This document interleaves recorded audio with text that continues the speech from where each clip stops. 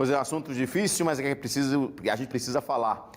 Tudo bem, Júlia, agora mais tranquila, graças a Deus. A gente vai falar sobre isso no final do nosso quadro. Mas o que falar desses números, né? Números que assustam, né? Boa tarde. Boa tarde, todo mundo está em casa. E números que ainda não são reais. A gente está falando de dados que são fornecidos pelo próprio Estado. Eu sempre digo que existem 3 formas de assassinar uma mulher. O feminicídio, ele pode acontecer quando o homem diz que vai matar e realmente mata. Existe feminicídio que acontece quando o homem já está acostumado a bater e a violentar a mulher e um dia ela cai de mau jeito.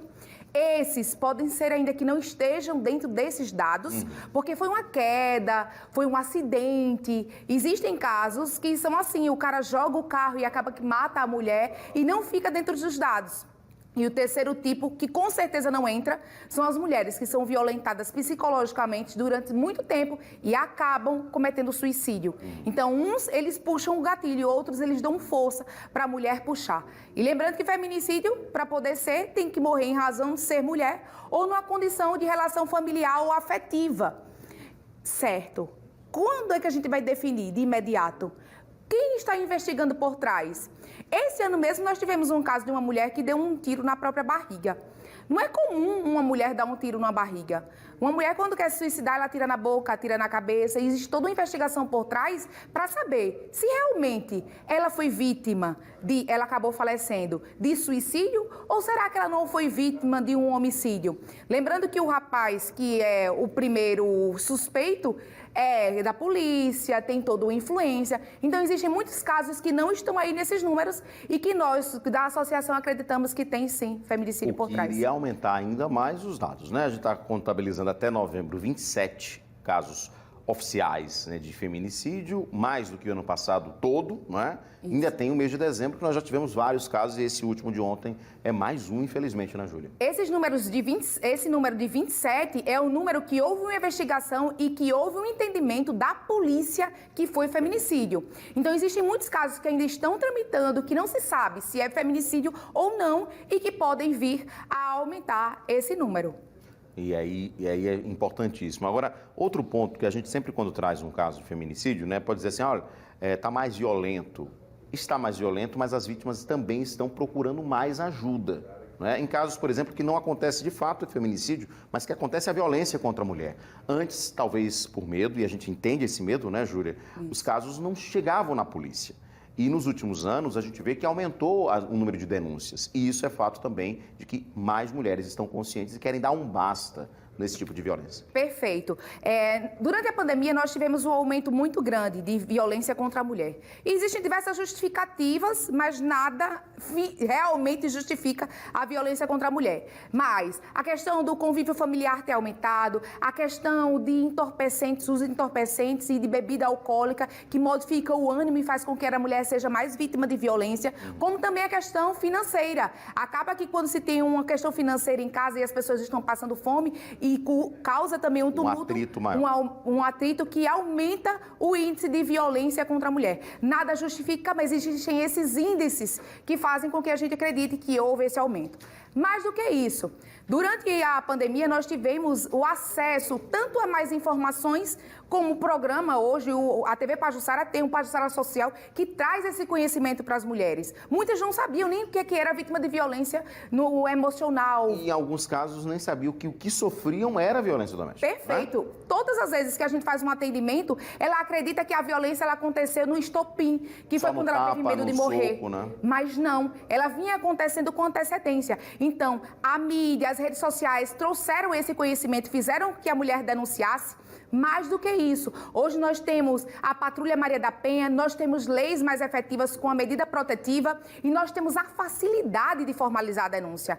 Antes, a gente tinha que se deslocar a uma delegacia e nós sabemos, com toda sinceridade, todo mundo que está em casa sabe, que muitas vezes procura a delegacia mais próxima da sua casa e é dito, não, você tem que ir ou para o centro ou lá para o Estáquio Gomes, porque é violência contra a mulher. E isso fazia com que a mulher voltasse para casa e desistisse de formalizar a denúncia. E hoje elas estão sabendo que o registro tem que ser feito em qualquer lugar. Onde vai tramitar, onde vai ser investigado, é outra situação. Mas eu tenho direito de fazer o registro, seja através da delegacia interativa, pela internet, e tem o mesmo valor da presencial. A delegacia próxima da minha casa, a central de flagrantes, ninguém pode me negar esse registro. A imprensa tem ajudado muito, essas mulheres têm conhecimento, e isso fez com que aumentasse o número. Não é que aumentou a violência contra a mulher. Eu acredito que aumentou por causa dessas possibilidades, as justificativas que é dada pelos estudos e pelo acesso à facilidade de formalizar.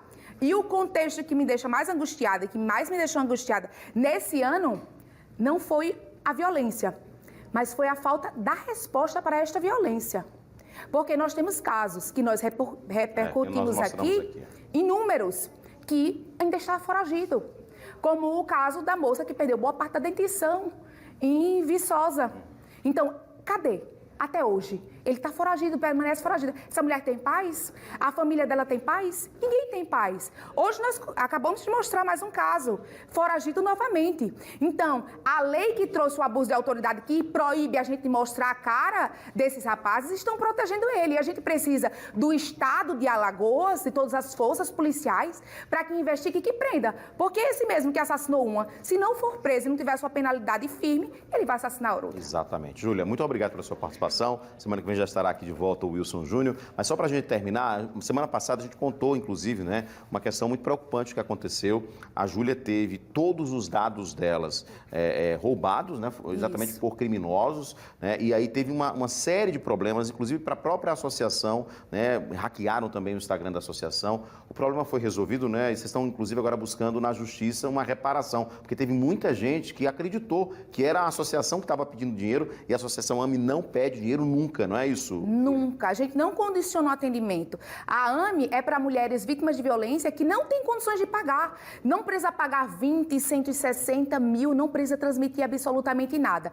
E se você foi vítima desse golpe, entre em contato conosco novamente, porque agora nossas redes sociais estão ativadas e faremos com que os responsáveis pelo golpe, inclusive a operadora que fez essa transferência, restitua os valores pagos e indenize todas as vítimas desse golpe. Perfeito, Júlia. Que bom que deu certo. Agora, infelizmente, né, os criminosos estão aí atuando cada vez mais e, às vezes, as pessoas até acreditam que é, de fato, a pessoa ali que está, de repente, pedindo Pix, né? Imagina só, por um trabalho que é tão importante, tão fundamental e que não é pago, né? O que me deixou mais angustiada foi esse, utilizar a credibilidade do nosso nome para obter vantagens, muitas vezes até falando por telefone. Pessoal, não era eu no telefone, eu jamais ligaria para ninguém para pedir valor, muito menos para poder ser atendida pela associação. Então, se você foi vítima do golpe, entre em contato conosco agora para que a gente possa mapear, a gente não tem nem noção, são mais de 30 até hoje, a gente não tem noção de quantas pessoas foram vítimas desse golpe e estamos prontos para poder ajudar,